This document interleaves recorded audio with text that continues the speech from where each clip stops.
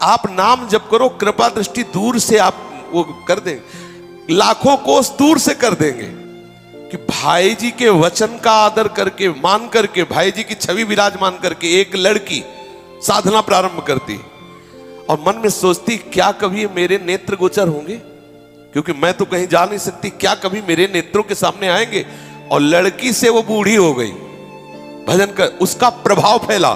भाई जी तीर्थ यात्रा में गए थे तो किसी ने भाई जी से कहा कि एक हमारे यहाँ संत साध्वी है, बड़ी तेजस्वी है, और एक बार आप दर्शन कर लीजिए। वो भाई जी की ही छवि रखे हुए थे, लेकिन यौवन अवस्था की, और इस समय भाई जी वृद्ध हो गए थे, वो खुद वृद्ध हो गई थी। भाई जी ने कहा तब तो जरूर दर्शन करेंगे, लेकिन आप भीड़ के साथ नहीं जा सकते, वो बहुत एकांत प्रिय है, और आप जाओगे तो भले आपसे मिलने, नहीं तो किसी की तरफ देखते नहीं, बात नहीं करती।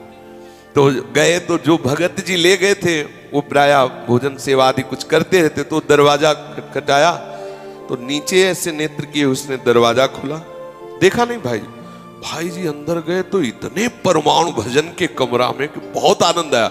और जब सिंहासन पे देखा तो भाई जी की छवि, तो भाई जी ने कहा मैंने जिसका यश सुना हो तो ऐसा, तो वो शांत बैठे। तो भाई जी ने कुछ प्रश्न किए उससे, तो ये जो छवि रखी है तुम इनको जानती हो, कौन है? भाई जी को फिर भी नहीं देख रहे, वो कह रहे हाँ हमारे प्राणाराध्य है। क्या नाम है इनका? बात है कभी देखा है तुम, प्रगट में मिली हो? तो रो पड़ी। पूरा जीवन हो गया इनके मिलने की आशा में कि एक बार मैं अपने गुरुदेव को नेत्र भर देख लूं। मेरे पास ऐसी व्यवस्था नहीं थी कि मैं उनको जाऊं और कहीं, वो उस समय भाई जी बंबई में रहते थे। भाई जी ने कहा एक बार देख लो, तो उसने ऐसे जे ही देखा कि जिनकी छवि की आराधना करे थे वो चरणों में लिपट गए। मैं मान गई मेरे प्रीतम सत्य है, मेरी भावना सत्य है। बहुत देर उधर भाई जी के चरणों में वो अभिषेक कर रहे, इधर भाई जी के नेत्रों से आंसू उसके ऊपर। इतनी प्रियता, इतनी निष्ठा, बरस पड़े भाई जी, ये निष्ठा। थोड़ी देर के बाद वो समाहित चित्त हुई और भाई जी से कहा कि बस आप हमारी जो अंतर की वृत्ति थी पूर्ण कर दिया। अब आपसे एक प्रार्थना है, किसी को बताना नहीं। मैं जैसे एकांत निष्ठा से अपना जीवन गुजार रही हूं, चाहती हूं, क्योंकि आप बार बार आओगे तो सबको पता चल जाएगा। मैं चाहती हूं मेरी प्रीति को कोई जाने ना। हम तो ये चाहते थे कि आप भी न जानो मेरी प्रीति को, लेकिन एक बार मैं दूर से देख लेती आपको, लेकिन आप मेरी भावना को सत्य करने के लिए आप पधारे। अपने प्रेम को कितना गुप्त रखने वाली।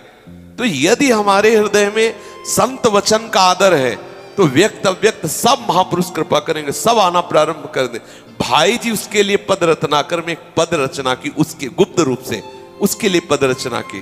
और भाई जी कभी कभी याद करके अश्रु बहाते हुए उसके लिए साधकों से कहते प्रीति हो तो ऐसी प्रीति हो, अगर इष्ट के प्रति प्रीति हो, गुरु के प्रति निष्ठा। देखा नहीं था, छवि रख ली, नौ किशोरी अवस्था से वृद्धावस्था को प्राप्त हो गई, लेकिन ना तो गुरु बदला, ना निष्ठा बदली और ना आस छोड़ी। तो आए भाई जी, आए और दर्शन दिए और अर्घपाद्य और पूजा स्वीकार की और कृपा कटाक्ष करके चले। बाद में राधा बाबा से भाई जी जब चर्चा करते उसकी एक साधना हो, निष्ठा हो तो उसकी जैसी हो, कि वो अपनी उपासना को उपास्य देव के सामने भी नहीं रखना चाहती। इतना एकाकी प्रेम कि हमारे उपास्य देव भी न जाने कि मैं उनसे इतना प्यार करती हूं। यह है विशुद्ध प्रेम। तो हमें अगर संत कृपा, भगवंत कृपा का अनुभव करना है तो हमें भजन करना होगा। अगर भजन नहीं तो भजन न सेनी प्रेम की, अगर भजन नहीं तो फिर कृपा चाहे जितनी अनुभव ही नहीं होगा। है तो कृपा सबके ऊपर प्रभु की है, कौन अनुभव करता है? लेकिन वही अनुभव कर पाता है जो प्रभु को पुकारता रहता है, उसके हृदय का रोम रोम कहता है मेरे प्रभु मेरे ऊपर बहुत कृपा कर रहे हैं, बहुत प्यार है तो सबका।